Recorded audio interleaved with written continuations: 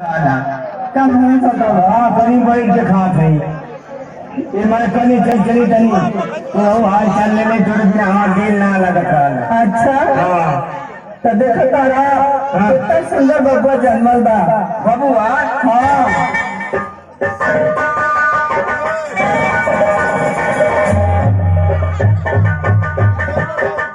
कोरे क्या हो ये बबुआ कहाँ करे ये बबुआ कहाँ से हाँ तो भगवान तुम्हारे ना बबुआ हमारा बबुआ भाई अरे बबुआ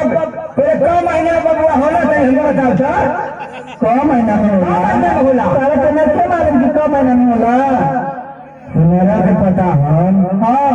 अरे हमारा तो 3 महीना बियाह पहले भया था तो 3 महीना में लड़का कहाँ से अगर ओ लगा से नहीं हरवा से लेके आए बक्सावा बन के बक्सावा में रखते नहीं तो कैसे कैसे भया 3 महीना में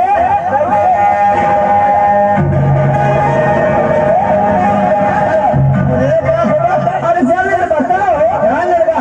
तू हमारा जान ले है तो तुम्हारा तोरा क्या पड़ेगा भाई हाँ अरे सारा हमारे पास है क्या ये बता 3 महीना में लड़का कैसे भया कैसे भया 3 महीना में बिया अब महीना भर 3 महीना बिया तब वो 6 महीना में अरे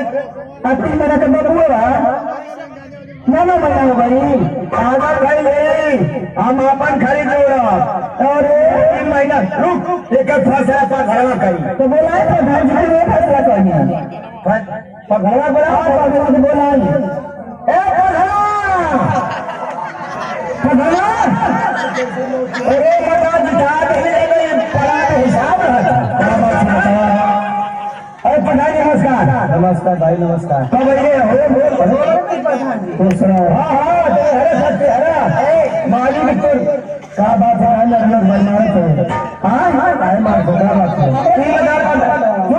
अपलोला बनकर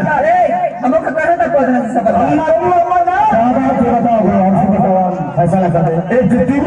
घुसना चाहिए अच्छा ये बता जान देगा मोदी पर ये जो अब भाई 3 महीना से लड़का बक्सा में घूमा था क्या बात है बता हमारे बियाह महीने 3 महीना भया तू आज कसम खा जल्दी चली जा हमारे फैसला करके घरे तू ना बुझ रहा चल जब प्रधान के मिली कहा क्या बात बताओ प्रधान 3 महीना हमारे बियाह भाई और तब के बाद 3 महीना के लड़के घूमा किया अब बताओ हम कहीं मुंह दिखावे लग रहा थोड़े साल मतलब के लड़का दूसरे का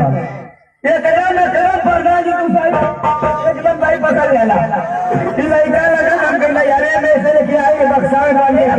कहां प्रधान जी लेकिन कि बबुआ के मुंह देखे करे के तो बतिना पड़ेगा प्रधान प्रधान जी हमरा के जब से बेचारी मार पर आई ये बताओ तो 3 महीने में क्या हो गई अब तो फैसला कर दे अपना घरवाला अरे हो जाए बताओ नहीं 3 महीने में होई करे ये करे कैसे भाई तोड़े ना होता कैसे भाई फैसला कर देगा तो भाई की प्रधान जी गाड़ी नहीं जी नहीं पूछा कि प्रेम से प्रधान जी अच्छा ये बताओ कितना महीना 3 महीना अतर दिया रे 3 महीना हम लोग बात बोलना जी अरे क्या करना होगा मैं तो 3 महीना के बाद तो 3 6 3 हाँ छुटा ना बना पूरा कैसे पूरा 3 महीना तो हाँ 3 महीना तो क्या भाई हाँ 3 महीना है ना पैसा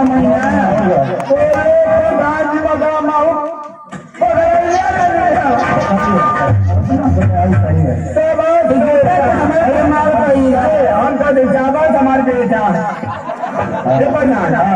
फैसला कहना के 12-13 हज़ार दे दिया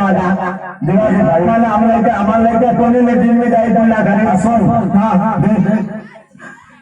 ये सरकार में मोदी जी की सरकार में ये समय बहुत तेजी से फार्म भरा था हाँ पक्का गिलास आ गई तो गाँव में जो टेंशन दे सकते हाँ बला घर में जाके ऐसा फार्म भरवा लिया था बला पर विकास जी जाके समझा दे कि अब समझ किया ना मारी ठीक है सब हम जाए ना हम मरे में अच्छा ठीक है बाबू सुन गया जला दे जरूर से आओ का हम जला दे फार्म भरा था आवाज मिली लठेरी मिली आवाज मिली अच्छा प्रधान जी हाँ प्रधान जी जा क्या नहीं हम तो जगते बा लता तो के खिला ला जल्दी से दुकान चल जोर खाते हैं अरे हां गलिए अंदर वाले बात कर रहे हैं का खड़ा बना पहले का बना आवा 1 महीना में पैदा इस लाल इतना बार खरीद हमने पूरी ना हो हां गोविंद अरे तनी माई का गोविंद तू सुना दे लड़का दे दो तेरा ज्यादा अब चला चल जा हमने के चला लड़का के जल्दी से यूरिया रखिया खान के एक साल का यूरिया किया अरे धान के ऊपर है ना बिना बढ़ जाए धान के लिया चला बढ़ावा अभी जल्दी हटा दे हाँ ठीक है फिर हमने अलग तरह से 3-4 महीना का